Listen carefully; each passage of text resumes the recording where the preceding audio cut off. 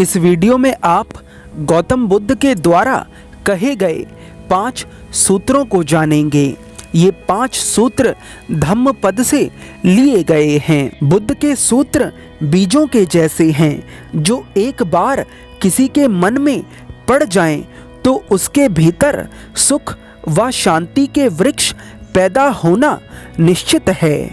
पहला सूत्र, बुद्ध कहते हैं दुराचारी व चित्त की एकाग्रता से हीन व्यक्ति के 100 वर्ष के जीवन से शीलाचारी व ध्यानी का 1 दिन का जीवन भी श्रेष्ठ है।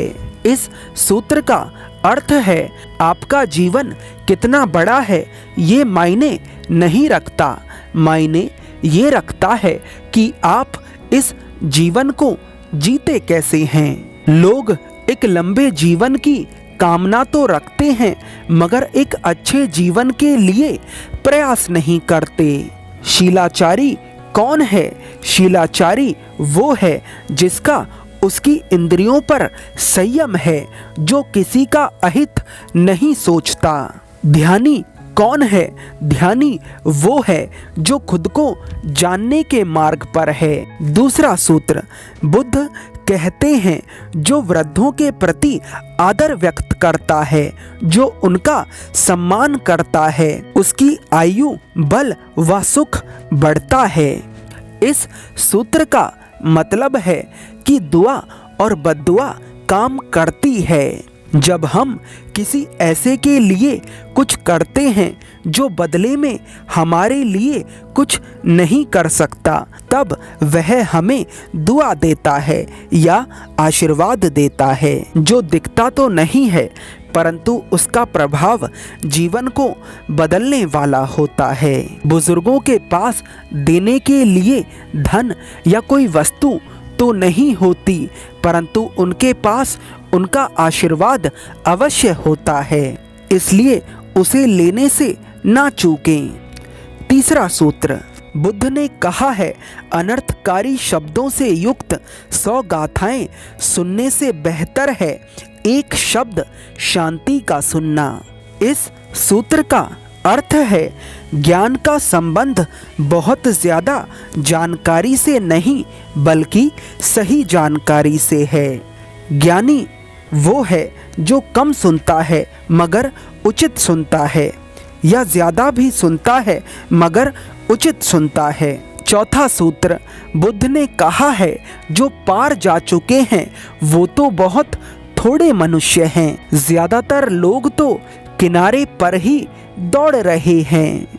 इस सूत्र का मतलब है इस दुनिया में खुद को जानने का प्रयास बहुत कम लोग करते हैं, ज़्यादातर लोग तो दूसरों को जानने में ही व्यस्त हैं। जो नदी के पार जा चुके हैं वो खुद को जान चुके हैं, परंतु जो किनारे पर ही टहल रहे हैं वो एक दूसरे को जान रहे हैं। इसी सूत्र से जुड़ी मुझे एक घटना याद आ रही है जिसे मैं आपको बताना चाहता हूँ। यह घटना उस समय की है जब बुद्ध महापरिनिर्वाण लेने के लिए अपनी आंखें बंद कर चुके थे।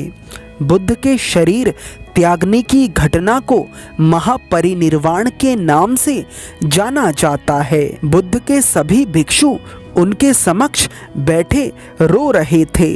तभी वहाँ एक व्यक्ति आता है और बुद्ध से मिलने की इच्छा प्रकट करता है। आनंद उस व्यक्ति से कहता है आपने आने में बहुत देर कर दी है, बुद्ध अब अपनी आंखें बंद कर चुके हैं। तभी बुद्ध बोलते हैं आनंद, सुभद्र को मेरे पास आने दो। उस व्यक्ति का नाम सुभद्र था। वह व्यक्ति बुद्ध के पास जा उन्हें प्रणाम करता है और कहता है बुद्ध, मैं हमेशा से आपके ज्ञान की तरफ आकर्षित हुआ, परंतु आपसे मिलने का सौभाग्य आज मिला है। बुद्ध कहते हैं क्या प्रश्न है तुम्हारे सुभद्र? सुभद्र कहता है मैंने पूर्ण कश्यप, महाकाली, गौशाला, अजीत केशांबल, संजय वैरथी पुत्र और निकंथा नाथ पुत्ता जैसे आध्यात्मिक गुरुओं के बारे में सुना है। आपके विचार से क्या इनमें से किसी ने संबोधि को प्राप्त कर लिया है?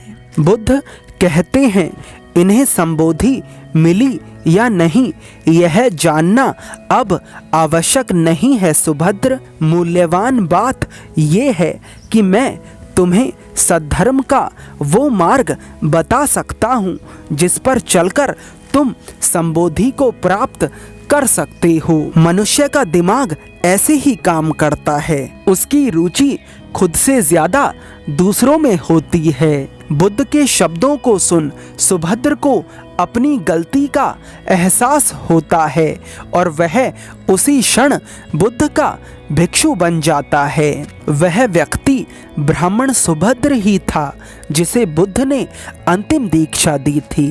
5वां सूत्र, बुद्ध ने कहा है, जो अधर्म के द्वारा उन्नति नहीं चाहता वही शीलवान और धार्मिक है।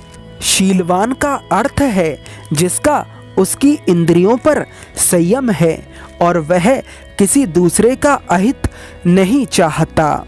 और धार्मिक का अर्थ है जो सत्य के मार्ग पर है, जो ध्यान के मार्ग पर है। वास्तविक उन्नति का अर्थ है अपने मन पर विजय पाना। जो व्यक्ति धीरे धीरे ही सही मगर अपने मन को समझ रहा है वह वास्तविक विकास कर रहा है। इस वीडियो के अंत तक मेरा विश्वास पक्का हो गया है कि ये 5 बीज आपके मन में पड़ चुके हैं और अब ये अपना असर अवश्य दिखाएंगे।